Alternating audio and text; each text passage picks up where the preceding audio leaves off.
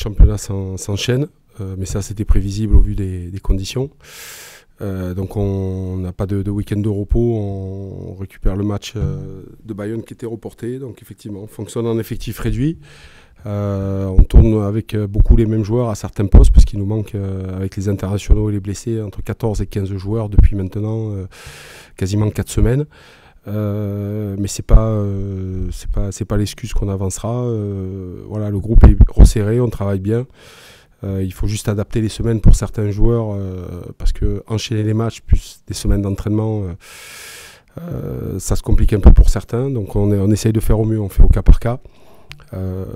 Après, la gestion du groupe, effectivement, on l'avait un peu anticipé. Par contre, ce qu'on ne peut pas anticiper, c'est le nombre des blessés, le nombre des sélectionnés aussi, parce qu'on ne savait pas que les Argentins allaient partir.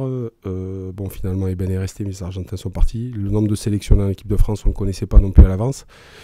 Donc, on s'adapte sur le tas. Après, on sait que c'est une période novembre et la période du tournoi destination. Voilà, c'est des périodes très importantes qui sont un peu charnières dans une saison, qu'il faut savoir bien négocier.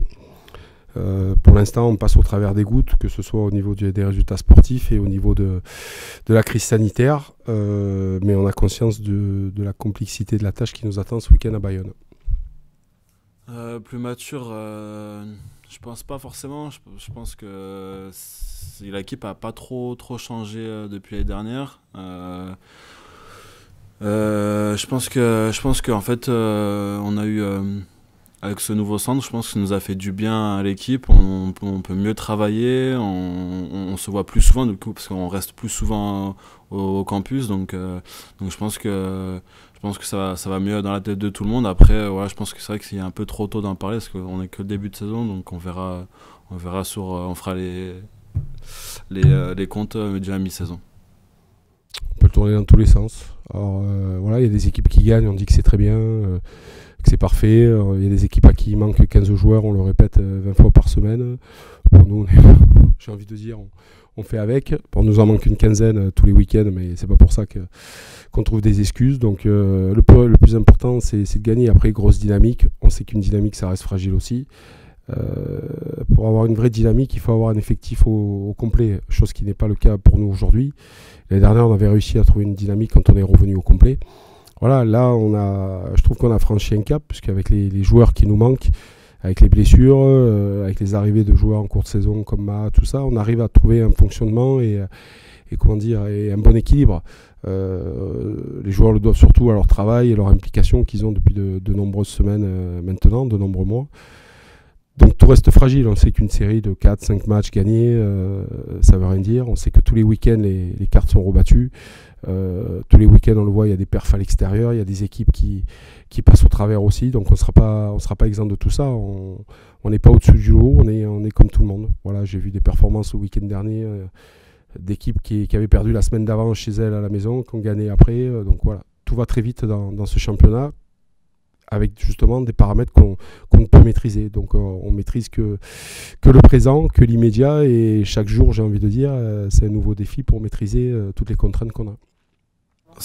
Oui, ça fait toujours du bien de gagner à l'extérieur. C'est sûr que comme je dis, c'est moins difficile de commencer la semaine, que ce soit à la maison ou à l'extérieur, ça fait toujours du bien. Après, on cherchait quand même un match référence à l'extérieur. Après, voilà, ça reste Agen. On savait que c'était une équipe qui était quand même dure à la maison, qui revenait sur quand même des bons matchs contre Lyon avant qu'on les joue. Et voilà, ça reste quand même une bonne équipe. On a fait un bon match, mais voilà, on va pas rester sur ça. Et une grosse équipe ce week-end à l'extérieur, donc voilà, on travaille pour encore regagner à l'extérieur. Et voilà, c'est comme ça tous les week-ends. On s'est plutôt concentré sur nous. Voilà, on est sûr qu'on a vu leur match précédent contre Montpellier. Voilà, après, ça reste une grosse équipe. C'est pas pareil qu'Agen, on les respecte aussi. Voilà, parce que voilà, c'est quand même une très bonne équipe. Mais on s'est quand même plus concentré sur nous pour bien se déplacer. Et puis après, on verra la suite. On verra après le match. Alors qu'analyser Bayonne, c'est quelque chose qui est pas simple, parce que c'est une équipe qui joue très bien au rugby, collectivement, qui a quand même un sens du jeu collectif qui est vraiment très, très performant. Voilà, c'est une équipe qui aime jouer debout, au contact, avec une ligne de 3/4. Peut-être pas les plus rapides, pas les plus costauds, mais collectivement, ils arrivent à se trouver, parce qu'ils ont un sens du collectif qui qui est vraiment très aiguisée. Après, voilà, Bayonne s'est battu Montpellier ce week-end. Bayonne a été gagné au Stade Français quand le Stade Français était au complet, avec tous ces internationaux. Voilà, ils ont fait un faux pas chez eux à la maison contre La Rochelle. Ce jour-là, ils sont tombés sur une équipe qui marchait un peu sur l'eau. Donc voilà, on sait où on met les pieds, on connaît la qualité de Bayonne.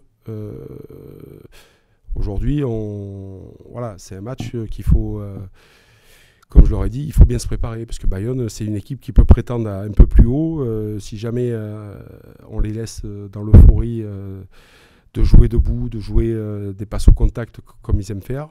Voilà, après, ils sont très bons au contest, même s'il leur manquera leur capitaine Jean Moribo, qu'on connaît bien. C'est une équipe qui bataille énormément dans les rucks. Et puis quand elle a le ballon, elle aime avoir la possession. Qui plus est, par rapport à l'année dernière, ils ont une arme en plus. C'est Gaëtan Germain. Et Gaëtan Germain, quand il pose le ballon, en principe, c'est 3 points, quoi.